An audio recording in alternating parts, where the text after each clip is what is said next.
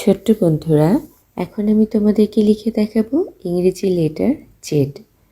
তো জেড লেখার জন্য আমাদেরকে প্রথমে দুটো স্লিপিং লাইন দিয়ে মাঝখানে একটি স্ল্যান্টিং লাইন দিয়ে মিলিয়ে দিতে হবে। ক্যাপিটাল জেড লিখতে হবে দুটো ঘর ভরে, স্মল জেড লিখতে হবে একটি, মাঝখানের একটি ঘর ভরে। তো বলো তো জেড ফর কি? আমরা তোমাদেরকে জেড ফর এখন লিখে দেখাবো জেব্রা।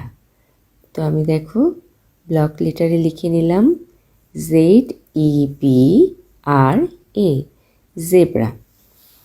তো আমি এখন তোমাদেরকে কার্সিভ জেড লিখে দেখাবো। প্রথমে ক্যাপিটাল কার্সিভ জেড লিখে নিলাম, এরপর স্মল কার্সিভ জেড লিখে নিচ্ছি। তো আমি এখন কার্সিভে তোমাদেরকে জেব্রা লেখাটি দেখাচ্ছি। তোমরা যারা কার্সিভ পছন্দ করো ফলো করতে পারো। আর আমার ভিডিওটা যদি ভালো লাগে তাহলে একটা লাইক দিয়ে দিও। আমার পেজটা ফলো করতে ভুলো না কিন্তু। ধন্যবাদ।